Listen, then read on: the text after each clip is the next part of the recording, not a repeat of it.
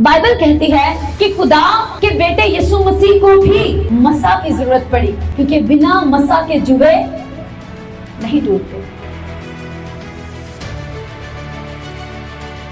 तो अगर खुदा के बेटे को जब वो इंसान बनकर आया उसे मसा की जरूरत पड़ी, तो हमें भी खिदमत करने के लिए, रास्तबाजी का जीवन जीने के लिए मसा की जरूरत 110% है।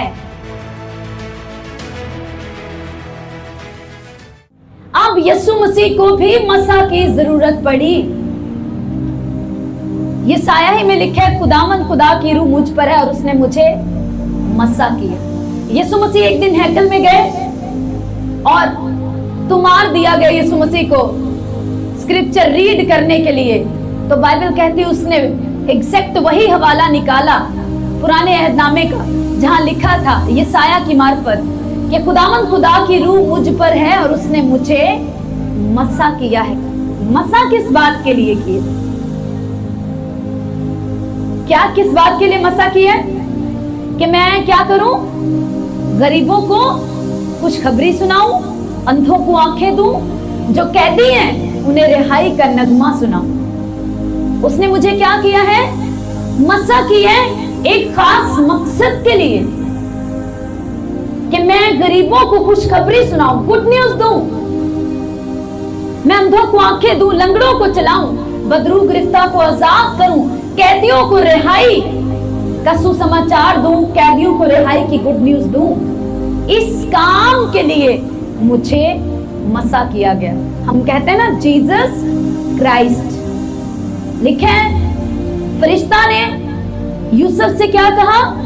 तेरी बीवी को अपने यहाँ ले आ, क्योंकि जो उसके पेट में है वो रूहुल कुदुस की कुदरत से है, उसके बेटा होगा और तू उसका नाम क्या करना?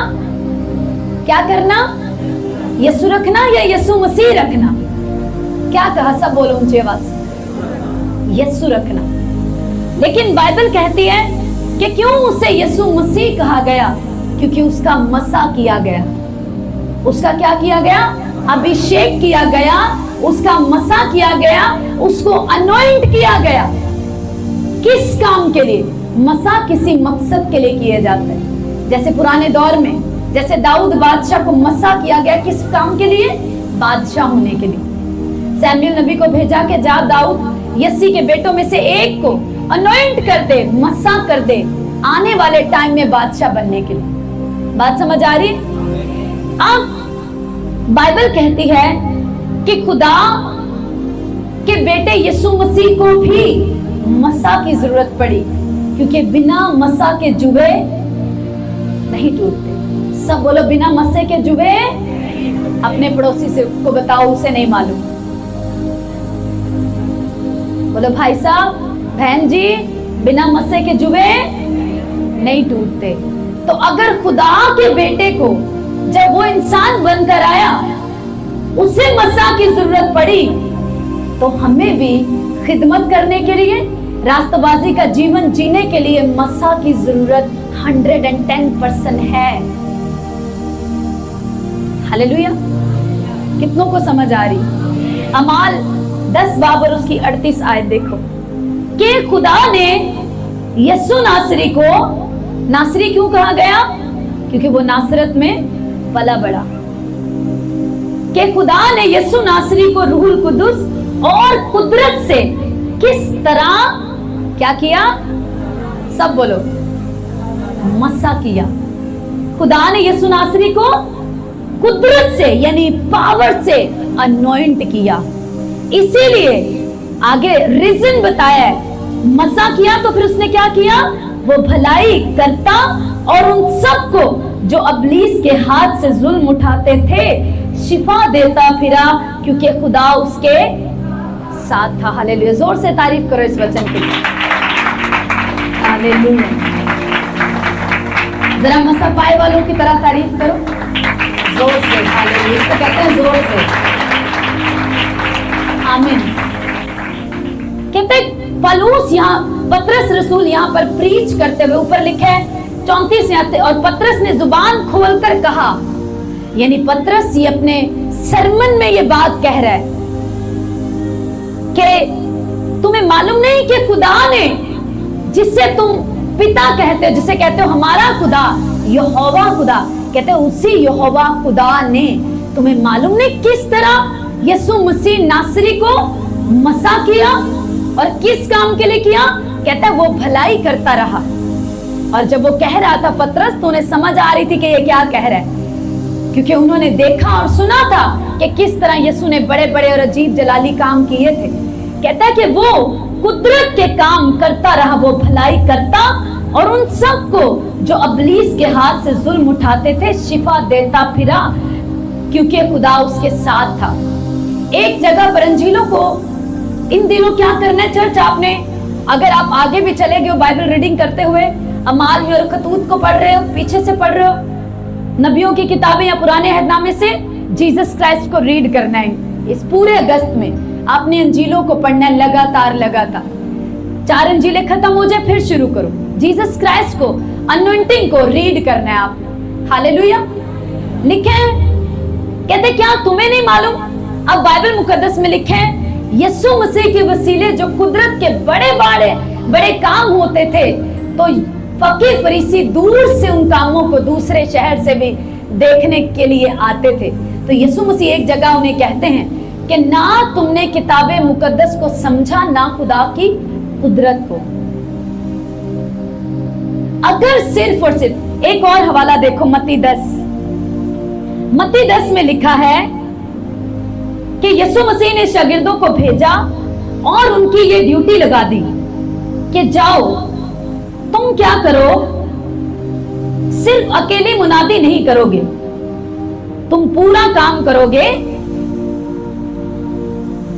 9 बाब की 35वीं आयत से, 9 बाब की पहले 35 देखो। और यीशु सब शहरों और गांव में फिरता रहा और उनके इबादत खानों में तालीम देता और बादशाह की खुशखबरी की मुनादी करता और हर तरह की बीमारी और हर तरह की कमजोरी दूर करता रहा।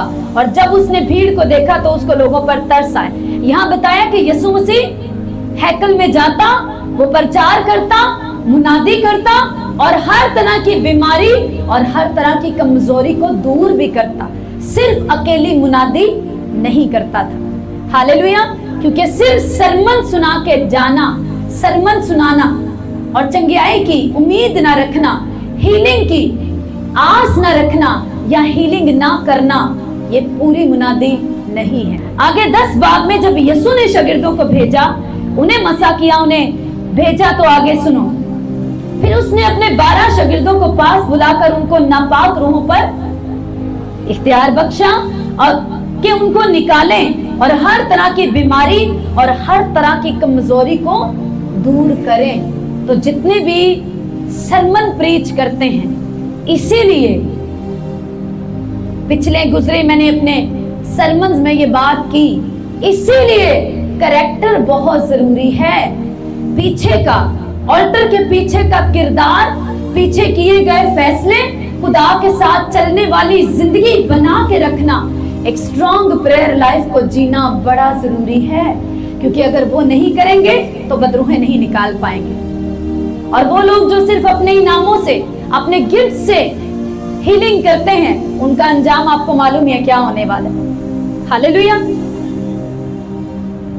तो यीशु मसीह ने हमें ये जिम्मेदारी दी कि हमें मुनादी भी करनी है, खुशखबरी भी देनी है। कहता है उसने मुझे मसा किया कि मैं क्या करूं, खुशखबरी सुनाऊं, 7 अंधों को आंखें भी दूं, लंगड़ों को चलाऊं भी, कैदियों को रिहाई का सुसमाचार भी दूं। हालेलुया। 35 में देखते हैं, 9 की 35 में कि यीशु भी गांव-गांव और शहरों में मुनादी करता रहा, साथ में हर तरह की बीमारी और हर तरह की कमजोरी को भी दूर करता रहा, साथ में बदरूहों को भी निकालता रहा। और उसने याद रखना जो शुरू में क्या कहा, उसने हमें भी वैसे ही भेजा है जैसे पिता ने उसको भेजा। अब यहाँ पर लिखे हैं यीशु ने अपने शागिर्दों को पास बुलाया, उन्हें इख्तियार दिया। अब इख्तियार लेने के लिए ये वाला जो जीसस दे रहा है, आपको पास आना पड़ेगा। लिखा है यीशु ने अपने शागिर्दों को पास बुलाया। तो यीशु मसीह से दूर रहकर आप अथॉरिटी के साथ ये वाले काम नहीं कर सकते।